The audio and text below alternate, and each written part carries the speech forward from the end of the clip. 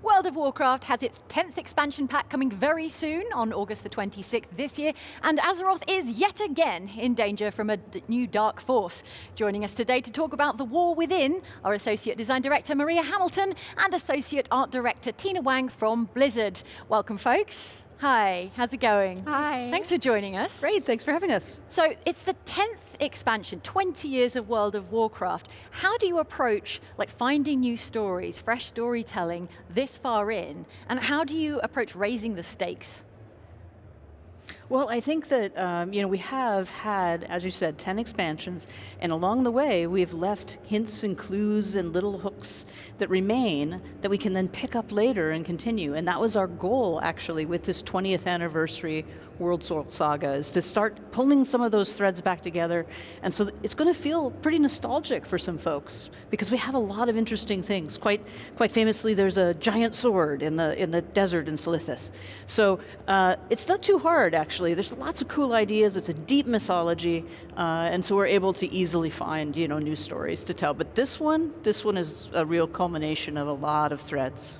Is it challenging to find new stakes, new world-threatening things, or is the lore so rich that there's just hooks everywhere? Yeah, no, there's hooks everywhere, and we've had this whole story about Azeroth the whole time. I mean, Azeroth is, in many ways, our main character. Huh. The world is the main character here. I mean, yes, the players obviously are, but it's all in service to our world. So it's pretty easy to always find, another problem that's come up, and in this case, it's pretty epic. I mean, it's really enough story that we need to tell it in three expansions.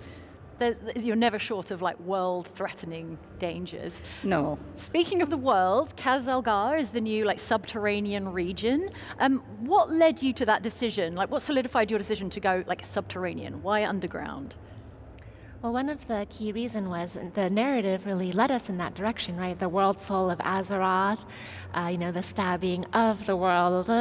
And so this was a location where we felt that there were many cultures and stories that we truly wanted to explore. For instance, Maria was mentioning, the threads of what we've laid in the past. And in terms of inspiration, one of the pieces that the art team takes plenty of inspiration from is what we've seen historically. For instance, in our expansion, Wrath of the Lich King, we saw, we saw hints of the Nerubian Empire, but for the War Within, we thought, how amazing would it be to show them in all their glory? Oh, excellent timing. What can you tell us about the new playable race, the Earthen? They look really incredible. They're different. They're a neutral race. You can play them as Horde or Alliance. So how's that going to be? Yeah, the interesting thing about the Earthen is they have been isolated from the rest of sort of civilization for a terribly long time. And they were created, in fact, to take on specific tasks. They're in three different sort of categories. There's the machine speakers that were responsible for taking care of the great machinery that sort of powers everything under Khazalgar, and probably more of the world than we know. There's the Oathbound, who are protecting the core way, which allows you to go down to sort of the center of our world. And then there's the Unbound, who are the ones that have sort of begun to doubt, because it's been a long time they've been here. The Titans gave them these edicts to sort of drive their need to do these things. But they haven't seen the Titans in a very long time, and they're beginning to question and wonder. So that makes them very interesting. And then just in terms of how they look, there's still that rocky, crystalline, gem-studded sort of look, which is really cool for customization. Tina knows a lot more about that part, though, than I do. And they eat gems instead of food. There's definitely hints of their culture that we make unique to them, right? Okay. They're made of rock, so they don't burn. They, might remineralize in these little pools, so it's really fun. Okay, I'd like to touch really quickly on quality of life improvements. Can you tell us about Warbands and how that's going to make everyone's lives easier, maybe? Yeah, something that we really have been leaning into this expansion is really meeting the players where they're at and seeing how they're playing the game. So now we see so many players play multiple characters. They have alts, and we're really made this huge, engineering effort to make it so that the way that they play for all their different characters combines together in a way that we're calling the Warband. In terms of their achievements, there's a shared Warband bank, and we think this will be a huge quality of life improvement for everyone.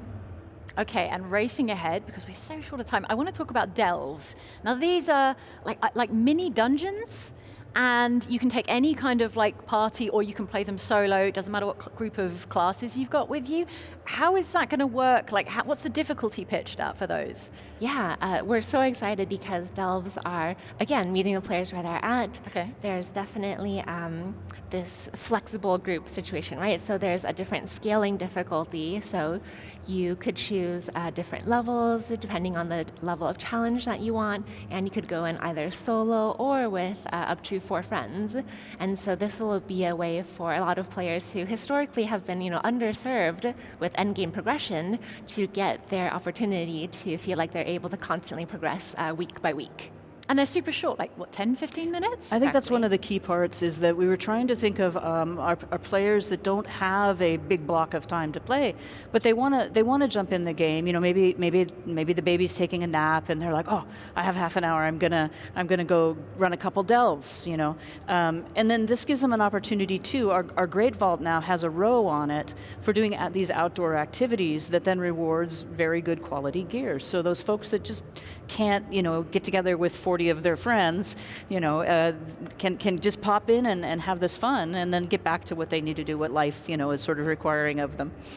Like maybe 20 years ago when you started playing, you had all the time for raids, and now you've got 15 minutes of an evening to do a delve. Yep. All right, well, let's talk about raids, though. For the people who are raiding, can we talk about the major raid? It's called Nerabah, right? Mm-hmm. Yes, we will find out through the course of our main story questing about a little bit of a struggle. We've seen a video that we've put out that shows how Queen Ansarak came to power. And this is where this is her palace, and we're going to need to go in there and attempt to defeat her.